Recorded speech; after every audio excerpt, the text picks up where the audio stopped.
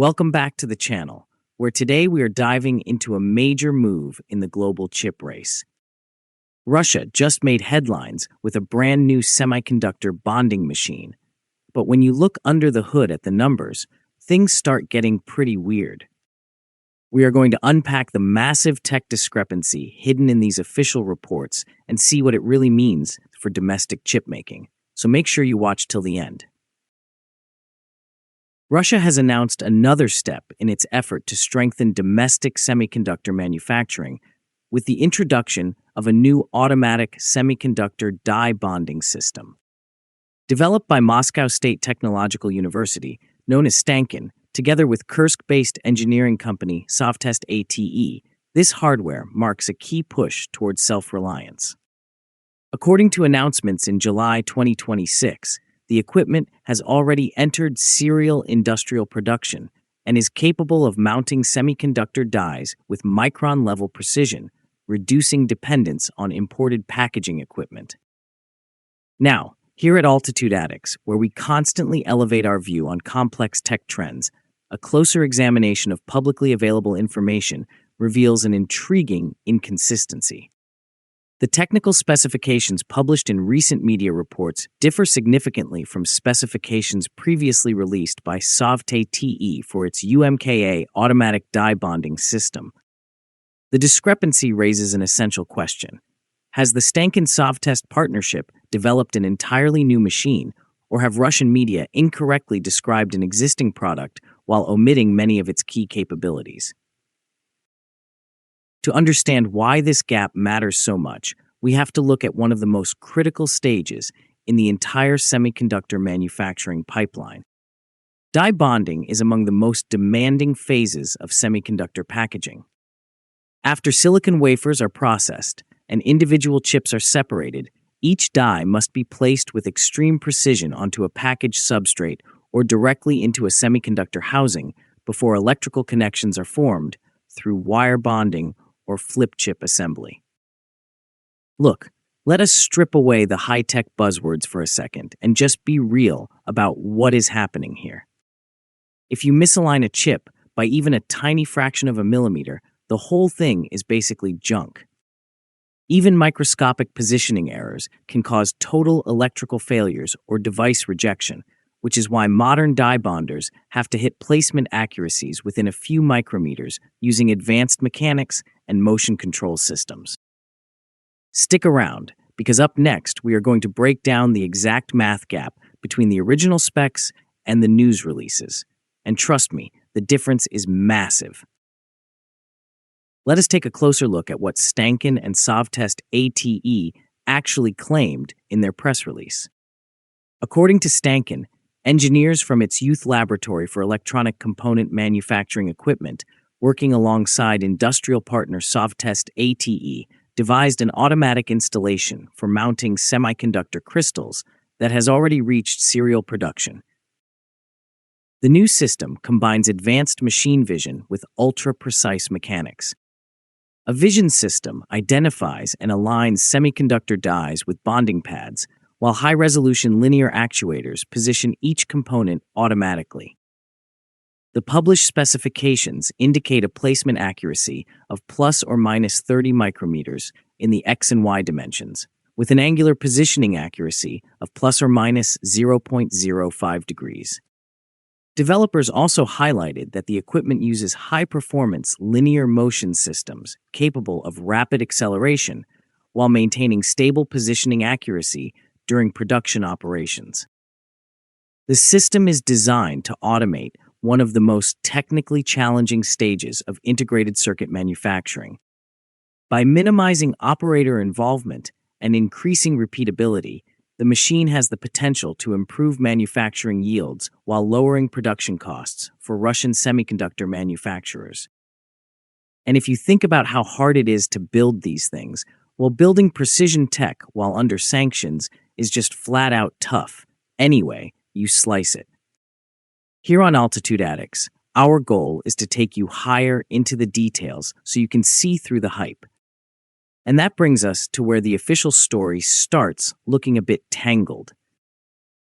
The situation becomes considerably more interesting when comparing the July 2026 reports with information previously published by Sovtest ATE. Months before the recent media coverage, the company introduced the UMKA automatic die mounting system, describing it as the only Russian-made machine of its kind available for industrial deliveries. The system was subsequently showcased at industry exhibitions and presented as one of the company's flagship products for semiconductor packaging. The published UMKA specifications are substantially different from those quoted in the July press reports. Most notably, Sovtest ATE specifies a placement accuracy of up to plus or minus 5 micrometers at 3 sigma, rather than plus or minus 30 micrometers. This difference is significant because plus or minus 5 micrometers represents a level of precision associated with advanced international semiconductor packaging equipment, enabling manufacturers to handle increasingly smaller semiconductor dies and more densely packed electronic components. Don't go anywhere yet, because coming up in just a moment, we are diving into the 3 possible reasons behind this specification mystery and what it reveals about Russia's broader microelectronics strategy. Let us pause the fancy specs again and talk straight about these raw operational numbers. The company provides considerably more detailed operating parameters for the UMKA unit. According to reports, UMKA is capable of supporting semiconductor dies with a thickness from 0.2 millimeters up to 25 millimeters, achieving a productivity of up to 1,000 components per hour. It also uses heating systems that can boost the temperature of both the work table and bonding tool up to 500 degrees Celsius, all while maintaining a temperature accuracy of plus or minus 1 degree Celsius. The widely disseminated July announcements strangely omitted every single one of these detailed capabilities. So how do we make sense of these conflicting numbers? Several explanations could account for these contrasting descriptions. A second-generation machine or a different variant intended for a different segment of the semiconductor packaging market may have been jointly developed by STANKIN and Sovtest ATE. Universities often collaborate with industrial partners to develop research prototypes that subsequently develop into multiple commercial versions with varying technical capabilities. Another possibility is that the July reports merely summarize the projects using incomplete or simplified technical information.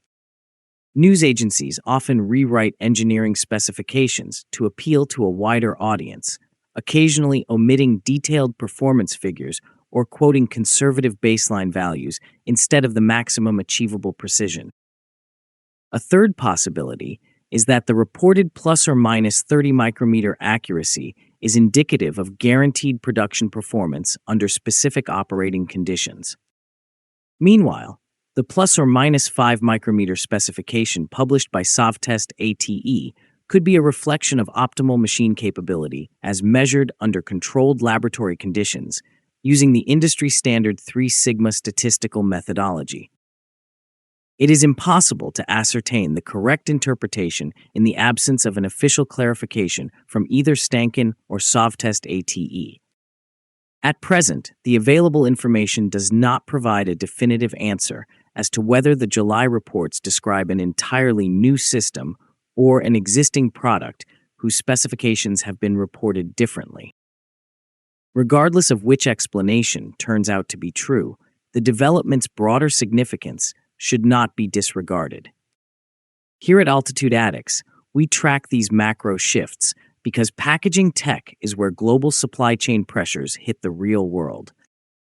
Over the past few years, Russia has been increasing its domestic production of semiconductor manufacturing equipment, which includes die sorting equipment, packaging machinery, and wafer inspection systems and probe stations.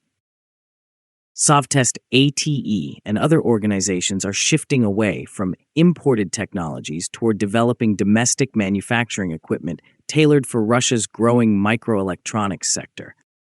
The emergence of die bonders that are domestically designed is a critical component of Russia's strategy to localize the semiconductor manufacturing chain. Although leading-edge lithography continues to garner the most international attention, back-end assembly and packaging are equally critical for the production of complete integrated circuits appropriate for commercial and industrial applications. Developing domestic packaging equipment is vital to reduce reliance on foreign suppliers and address restrictions on access to advanced semiconductor manufacturing tools. We thank the people who have liked and shared the videos and subscribed to the channel. We also thank the people who have hyped the videos